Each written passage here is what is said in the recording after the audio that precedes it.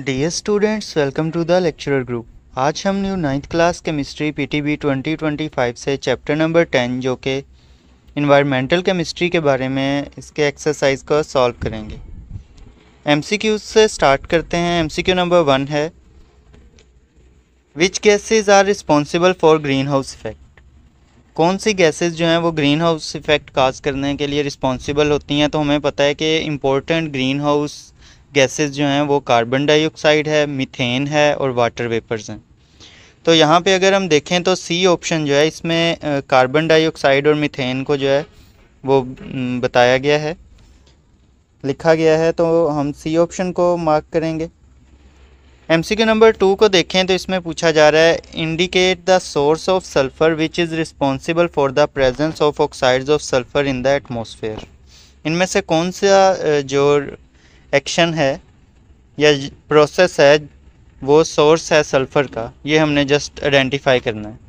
तो वेजिटेशन की डिकम्पोजिशन जो है, वेजिटेशन जो कि हाइड्रोकार्बन ही है, लिविंग ऑर्गेनिज्म का वेस्ट, तो इसकी डिकम्पोजिशन में आपको पता है मीथेन प्रोड्यूस होती है। इसी तरह waste gases from digestion of animals में भी हमें पता है कि मीथेन ही प्रोड्यूस होती है। फोटोकेमिकल स्मोक जो है वो तो सल्फ़र नहीं प्रोड्यूस करती है। और इसी तरह कंबशन ऑफ फॉसिल फ्यूल को देखा जाए तो ये हमें पता है कि ये सोर्स है सल्फ़र का। तो डी ऑप्शन हमारे पास ट्रू है। डी ऑप्शन को आप मार्क करेंगे। एमसीक्यू नंबर 3 को अगर देखें तो इसमें पूछा जा रहा है, concentration of which gas in the atmosphere is decreased by the photosynthesis in plant. इनमें से कौन सी गैस की जो कंसंट्रेशन है उसको कम कर देते हैं पौधे बाय फोटोसिंथेसिस। तो हमें पता है कि फोटोसिंथेसिस एक ऐसा अमल है जिसमें पौधे कार्बन डाइऑक्साइड, वाटर और सनलाइट एनर्जी को यूज़ करके ग्लूकोज पैदा करते हैं। तो यहाँ और ऑक्सीजन प्रोवाइड करते हैं। तो यहाँ से यानी हमारे एटमॉस्फेयर से कार्बन डाइऑक्साइड को जो है वो कार्बन डाइऑक्साइड की कंसंट्रेशन को डिक्रीज़ करते हैं। तो सी ऑप्शन जो है हमारे पास यहाँ पे ट्रू है। सी ऑप्शन को मार्क करते हैं। फोर्थ एमसीक्यू को देखें तो इसमें पूछा जा रहा है, which substance remain unaffected in catalytic converter fixed in the exhaust of a automobile. इनमें से कौन सा सब्सटेंस जो है वो अनअफेक्टेड रहेगा, कैटालिटिक कन्वर्टर जो है उसे ऑक्सीडाइज नहीं करेगा। बेसिक वो ऑक्सीडाइज ही करता है।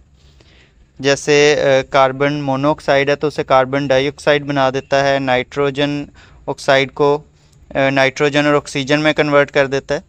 तो इसमें से अगर हम देखें तो कार्बन डाइऑक्साइड एक ऐसा सब्सटेंस है या गैस है जिसको वो अनचेंज ही रहने देगा, इसमें कोई भी इसको चेंज नहीं करेगा। तो ए ऑप्शन जो है वो हमारे पास ट्रू है। बाकी तमाम का हमने एग्जॉस्ट जब हमने चैप्टर पूरा पढ़ा था तो उसमें हमने उस लेक्चर में समझा था कि carbon monoxide, nitrogen oxide, nitrogen dioxide को किस किस चीज़ में कन्वर्ट कर रहा है।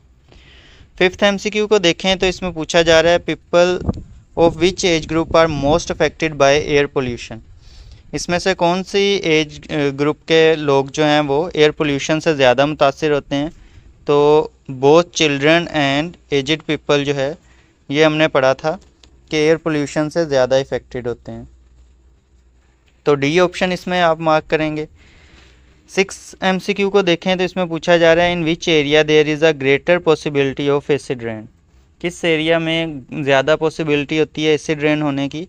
तो हमें पता है कि एसिड रेन वहाँ पे ज़्यादा हो सकती है जहाँ पे इंडस्ट्रीज़ ज़्यादा हैं, यानी कि फॉसिल फ्यूल को बर्न ज़्यादा किया जा रहा है। तो इंडस्ट्रीज़ की आपको पता है डिमांड होती है इलेक्ट्रिसिटी की, एनर्जी की, तो वो सारी फॉसिल फ्यूल को ही बर्न करके मोस्टली पूरी की जाती है। तो सी ऑप्शन इस वजह से ट्रू है, अराउंड इंडस्ट्रियल एरिया। नेक्स्ट अगर हम देखें तो 7th एमसीक्यू में पूछा जा रहा है, why is smoke not felt in the summer. गर्मियों के अंदर जो है वो स्मोक हमें क्यों नज़र नहीं आती। तो इसमें आपको पता होना चाहिए कि स्मोक जो है वो फोग की मौजूदगी में ही बनती है, ठीक है, फोग के बगैर नहीं बनती। तो because fog is not present in summer, सब बहुत आसान सा इसका जो है वो आंसर है ए वाला। बाकियों को भी आप देख सकते हैं, because due to heat of the smoke rises up, तो ऐसा है ही नहीं। इसी तरह because in summer smoke and fog can not mix with each other, तो ये भी नहीं है, फॉग होगी तो मिक्स होंगी। Because less fossil fuel are burn in summer, तो ऐसा भी नहीं है, बल्कि ज़्यादा समर के अंदर जो है वो फॉसिल फ्यूल बर्न किए जाते हैं, क्योंकि एनर्जी डिमांड बढ़ जाती है टेम्परेचर को मेंटेन करने के लिए। 8th MCQ को अगर हम देखें तो इसमें पूछा जा रहा है which catalyst is used in the catalytic converter fixed in the exhaust system of automobiles.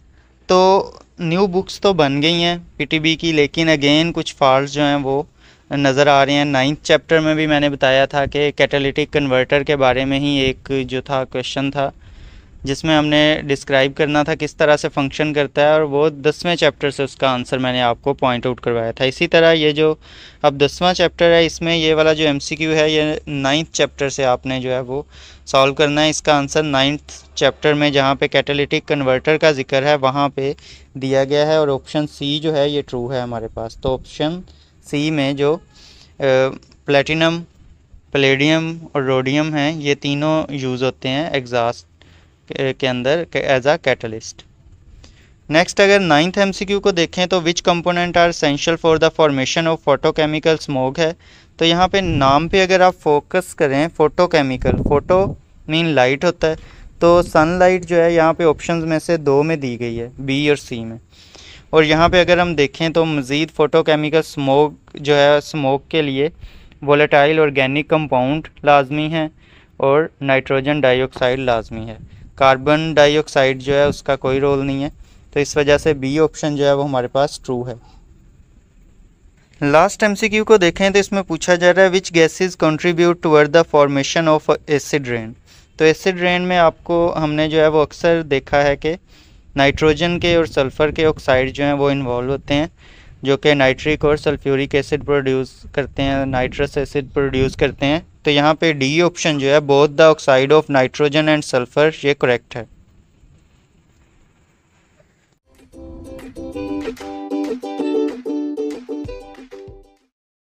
जी तो नेक्स्ट अब हम शॉर्ट क्वेश्चन आंसर्स पे मूव करते हैं।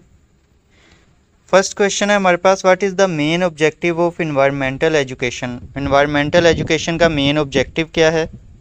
तो इसका आंसर जो है वो आपको फर्स्ट पेज जो है 130 पेज जो है इंट्रोडक्शन का इन्वायरमेंटल केमिस्ट्री, उसी में ही आपको इसका आंसर मिल जाएगा। Environmental chemistry is a part of environmental education, the objective of which is to enlighten the people, particularly the student, about the importance of protection and conservation of our environment। तो आप यहाँ से इसका answer लिख सकते हैं, मैंने वैसे आंसर लिखे भी हुए हैं, वहाँ से भी आपको दिखा देता हूँ, बहुत शॉर्ट आंसर हैं ये। तो यहाँ पे आप देख सकते हैं, the main objective of environmental education is to enlighten people specially students about the importance of protecting and conserving the environment to ensure a healthy and sustainable future. मतलब मेन ऑब्जेक्टिव जो है इन्वायरमेंटल एजुकेशन का वो ये होता है students को और आम लोगों को इस बारे में जो है वो इसकी इम्पोर्टेंस बताना कि अपने इन्वायरमेंट को कंजर्व करना, प्रोटेक्ट करना हमारे हेल्दी और सस्टेनेबल फ्यूचर के लिए कितना ज़रूरी है। क्वेश्चन नंबर 2 को अगर हम देखें तो इसमें पूछा जा रहा है, how is particulate matter release into the atmosphere. Particulate matter जो फ्लोट कर रहा है हमारी एयर के अंदर, वो किस तरह से रिलीज़ किया जा रहा है एटमॉस्फेयर के अंदर। तो particulate matter is released into the atmosphere through activities such as combustion. Combustion में कुछ प्रोड्यूस होते हैं फॉसिल फ्यूल की। इसी तरह industrial emission, vehicle exhaust, volcanic eruption and natural decomposition process. तो ये कुछ वेज हैं जिनके थ्रू जो है एटमॉस्फेयर के अंदर पार्टिकुलेट रिलीज़ किए जा रहे हैं। नेक्स्ट अगर हम देखें तो थर्ड क्वेश्चन है हमारे पास जी, इसमें पूछा जा रहा है which gas is more poisonous, carbon monoxide और कार्बन डाइऑक्साइड। तो कार्बन डाइऑक्साइड जो है वो तो आपको पता है कि हम एक्सेल करते हैं, जब भी सांस लेते हैं तो हमारी बॉडी में से निकलती है, पॉइजनस है हमारी बॉडी में, अगर कैमोडेट होती रहेगी तो हमारे लिए पॉइजनस है, लेकिन इतनी नहीं है क्योंकि हमारे सराउंडिंग के अंदर पाई जाती है। 0.04% आलमोस्ट जो है इसकी क्वांटिटी है जो हमारे एयर यानी एटमॉस्फेयर के अंदर मौजूद है, तो हमें उस तरह से नुकसान नहीं पहुंचा रही।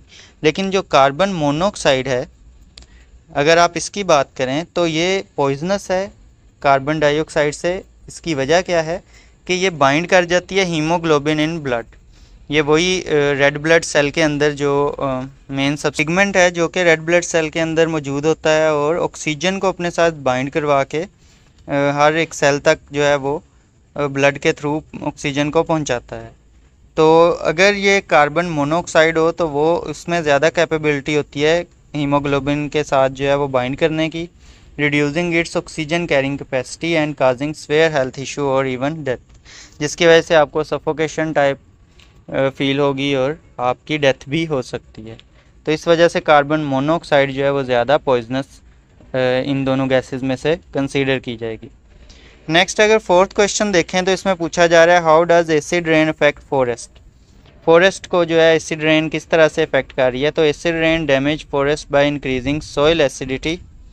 इसी तरह वाशिंग अवे एसेंशियल न्यूट्रिएंट्स, यानी जो इम्पोर्टेंट न्यूट्रिएंट्स हैं उनको भी अपने साथ बहा के ले जाती है। सॉइल की एसिडिटी बढ़ाती है। डिज़ोल्विंग टॉक्सिक सब्सटेंसेस लाइक एलुमिनियम विच हार्म प्लांट रूट्स, और कुछ टॉक्सिक सब्सटेंसेस भी जो हैं वो एसिड रेन के अंदर डिज़ोल्व हो जाते हैं, जैसे कि एलुमिनियम है और फिर प्लांट रूट को नुकसान पहुंचाते हैं।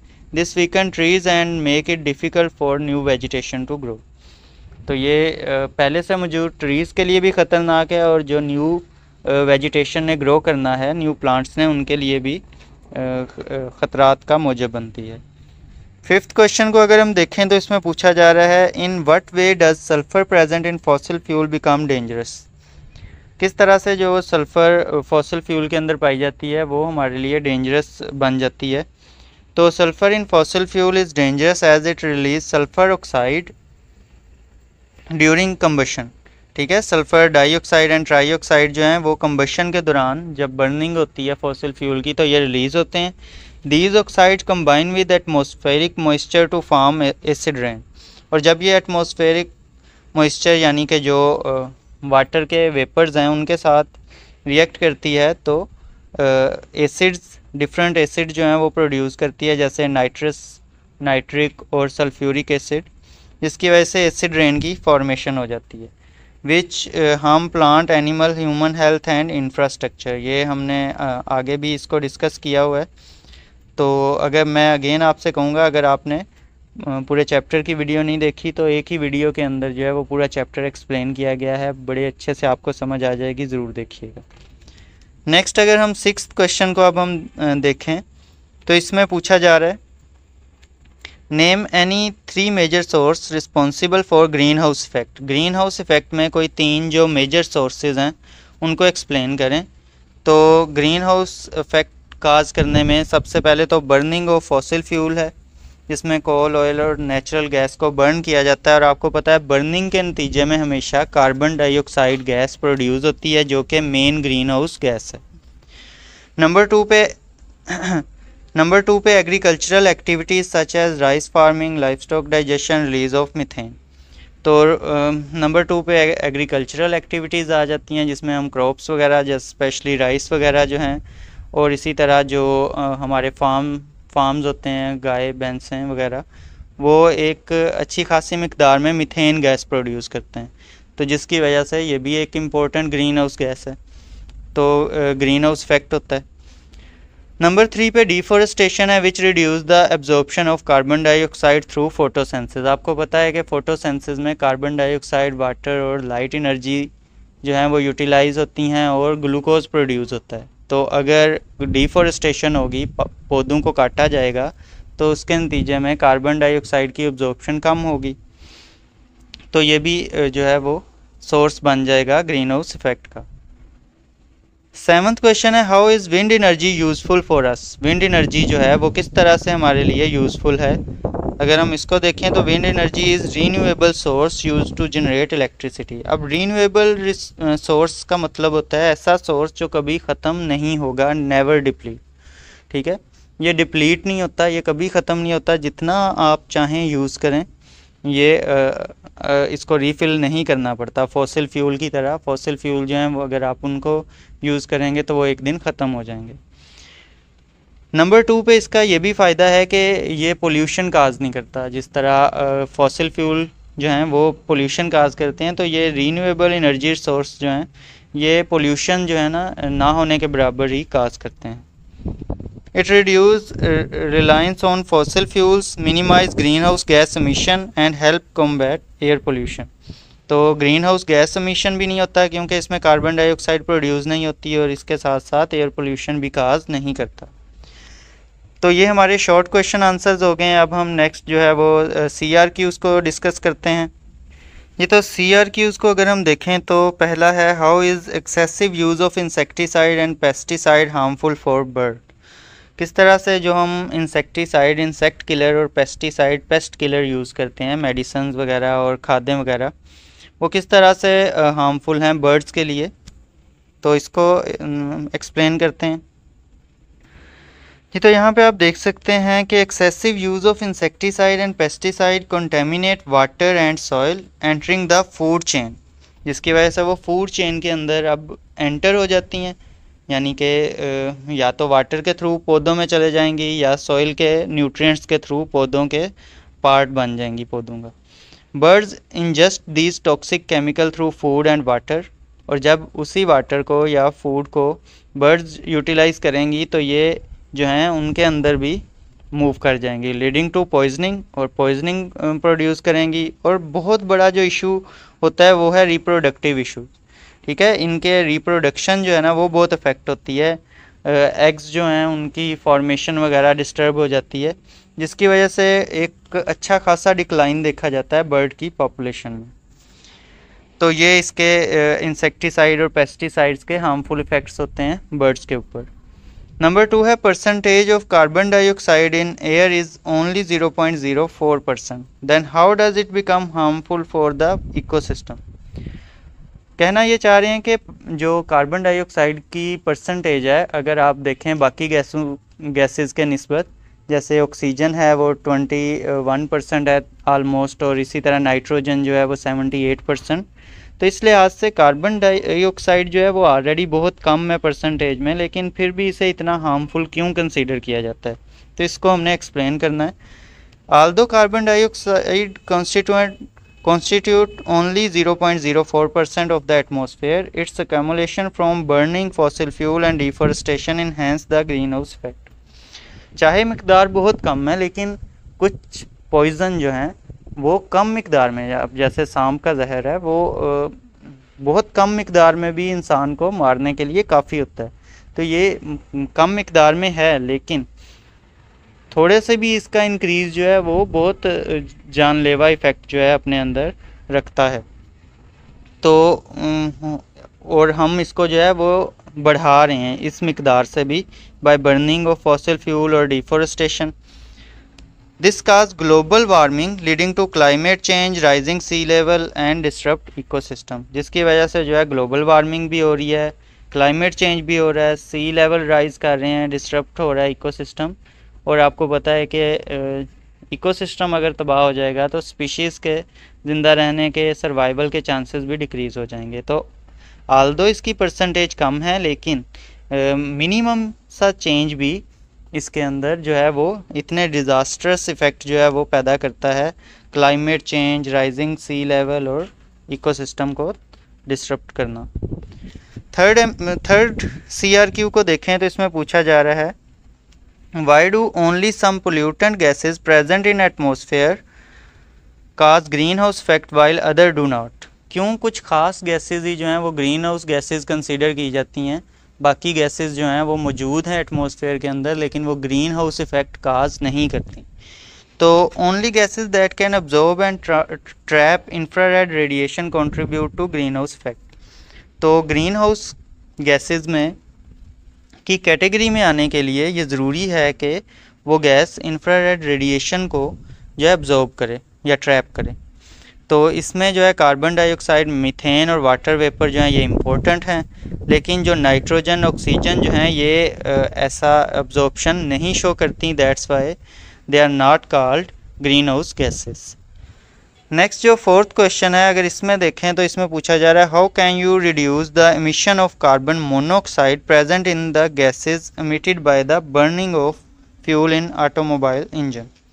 तो किस तरह से आप कार्बन मोनोऑक्साइड की जो प्रोडक्शन है उसको रिड्यूस कर सकते हैं या उसके एमिशन को रिड्यूस कर सकते हैं।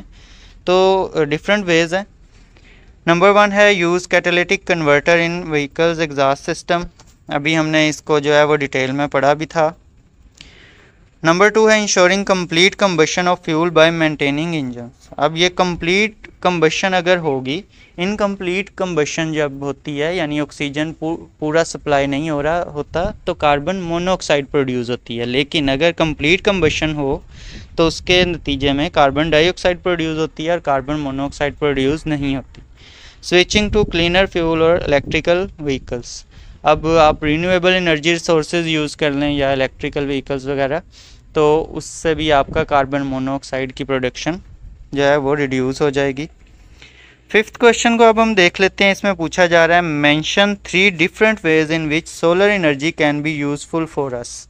कोई 3 तरीके बताएं जिससे हम सोलर एनर्जी को यूज़ कर सकते हैं। तो आजकल तो ये क्वेश्चन जो है वो बहुत ही सिंपल हो जाता है, क्योंकि मैं ना होने के बराबर ही कोई बच्चा होगा जिसने अपने इर्द गिर्द जो है वो सोलर सिस्टम लगा नहीं देखा होगा या जिसके घर में सोलर सिस्टम मौजूद नहीं होगा। तो नंबर 1 तो है generating electricity through solar panel. Number 2 है हीटिंग वाटर फॉर डोमेस्टिक और इंडस्ट्रियल यूजेस। नंबर 3 है पावरिंग सोलर कुकर और other devices for eco friendly cooking and heating. और भी बहुत सारे आप यूजेस लिख सकते हैं ये, लेकिन ये 3 मेंशन करने को कहा है तो हमने जस्ट जो है वो 3 एक्सप्लेन कर दी है। नेक्स्ट अब मूव करते हैं डिटेल क्वेश्चन आंसर्स की तरफ। डिटेल क्वेश्चन आंसर्स को देखें तो डिस्क्रिप्टिव क्वेश्चन है बेसिकली ये। Describe the harmful effect of the major pollutant present in the air. सबसे पहला है कि हार्मफुल इफेक्ट बताएं मेजर पोल्यूटेंट जो कि एयर के अंदर प्रेजेंट हैं उनके। अगर बुक से मैं निशान लगवाऊं तो हमारे पास पेज बनता है 133। यहाँ पे एक टेबल है बहुत ही इजी सा, pollutant and their harmful effect. ये जस्ट आपने जो है एक्सप्लेन कर देना है। ये पूरा टेबल अगर आप जो है वो लिख देंगे तो एज एन आंसर बहुत कमाल का जो आंसर है वो आप दे देंगे। नोट्स से फिर भी मैं एक जो है वो अगेन ये शॉर्ट है, ये इतना लॉन्ग नहीं है। अगर आप बुक से लिखेंगे तो ज़्यादा बेहतर होगा। यहाँ पे मैंने आपको जस्ट समझाने के लिए है। कार्बन मोनोऑक्साइड जो है अभी हमने डिस्कस किया था कि ऑक्सीजन सप्लाई को रिड्यूस कर देती है, क्योंकि ये बाइंड कर जाती है हीमोग्लोबिन के साथ, जिसकी वजह से ऑक्सीजन नहीं उसके साथ बाइंड हो पाती और सफोकेशन और डेथ जैसे सिनेरियोज जो हैं वो हमें देखने को मिल सकते हैं। नंबर 2 पे कार्बन डाइऑक्साइड है जो कि ग्रीन हाउस इफेक्ट काज करती है, जिससे ग्लोबल वार्मिंग होता है, जिसके नतीजे में आपको बताया सी लेवल भी राइज करता है। इसी तरह जो है वो इकोसिस्टम भी डिस्टर्ब होते हैं। नंबर 3 पे अगर देखें तो नाइट्रोजन के ऑक्साइड्स हैं मेन जो है वो स्मोक की फॉर्मेशन, एसिड रेन की फॉर्मेशन, रेस्पिरेटरी इशू वगैरह। सल्फ़र के ऑक्साइड जो हैं वो भी एसिड रेन में इन्वॉल्व होते हैं, एक्वेटिक लाइफ, फॉरेस्ट और बिल्डिंग को डिस्टर्ब करते हैं। हाइड्रोकार्बन जो हैं वो ओजोन की फॉर्मेशन और वेजिटेशन और ह्यूमन हेल्थ को डैमेज करते हैं। इसी तरह पार्टिकुलेट मैटर की बात करें तो रेस्पिरेटरी और कार्डियोवास्कुलर इश्यूज जो हैं यानी हार्ट रिलेटेड इलनेसेस वो प्रोड्यूस करते हैं और रिड्यूस करते हैं विजिबिलिटी को और डैमेज इकोसिस्टम। नेक्स्ट क्वेश्चन पे अब हम मूव करते हैं। क्वेश्चन 2 को अगर आप देखें तो explain green house effect, how is global warming dangerous for us. Green house effect को एक्सप्लेन करना है और बताना है किस तरह से ग्लोबल वार्मिंग जो है वो डेंजरस है हमारे लिए। जी तो आप आ जाएंगे पेज 136 है, यहाँ पे मेन हेडिंग दी गई है global warming and green house effect की। इसको आपने जो है वो एक्सप्लेन कर देना है। 10.4 है, इसको अच्छे से एक बार पढ़ें और उसकी समरी लिख दें तो आई थिंक आपका एक अच्छा सा जो है आंसर वो तैयार हो जाएगा। इसी तरह इफ़ेक्ट्स में जो है rise in sea level, increase rainfall, droughts वगैरह और एग्रीकल्चरल इफ़ेक्ट, ये तमाम आपने एक्सप्लेन कर देने हैं। तो आई थिंक इसे नोट्स से रिव्यू करने की ज़रूरत नहीं है, बड़ा वाजे आपको मैंने जो है वो उसके निशान लगवा दिए हैं। अब हम नेक्स्ट मूव करते हैं। What is air quality index, what information does it convey. तो एयर क्वालिटी इंडेक्स के बारे में बताना है और क्या इन्फॉर्मेशन हमें कन्वे करता है।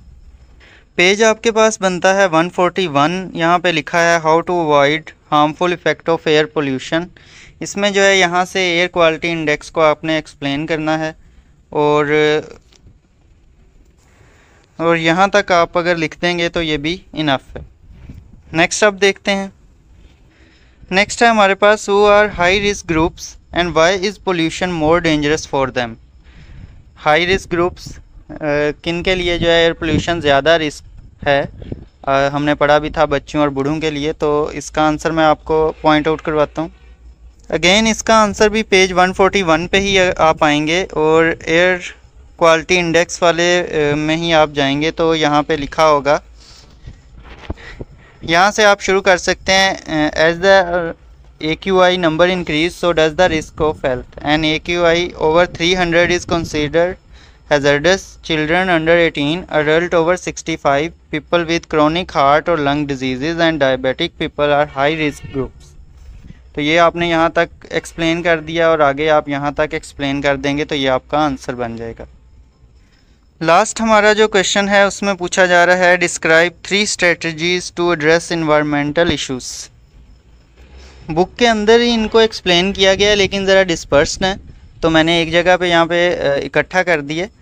प्लांटिंग, अच्छा उससे पहले मैं ये भी बता दूं कि एयर पोल्यूशन जो है वो ज़्यादा डेंजरस क्यों है उन ग्रुप्स के लिए 18, अंडर 18 और ओवर 65 के लिए, क्योंकि उनका एक तो इम्यून सिस्टम ऑलरेडी वीक होता है और प्री एग्जिस्टिंग हेल्थ कंडीशंस भी उनमें ऑलरेडी मौजूद होती हैं, क्योंकि 65 एज से ऊपर वाला बंदा जो है वो ठीक तो नहीं हो सकता। And prolonged exposure to harmful pollutant, और वो ऑलरेडी जो है वो उनका एक लंबे अरसे तक जो है वो पोल्यूटेंट से एक्सपोजर भी होता है।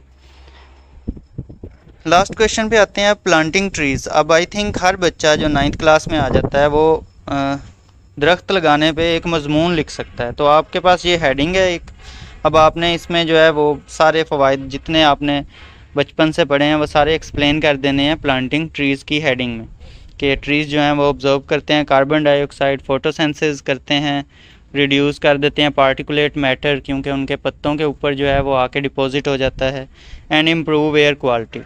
नंबर 2 जो हेडिंग होगी वो है यूजिंग रीन्यूएबल रिसोर्सेज। आपको ये भी बचपन से ही आप पढ़ते हैं कि जो रीन्यूएबल एनर्जी रिसोर्सेज हैं एक तो वो कभी डिप्लीट नहीं होते, ख़त्म नहीं होंगे।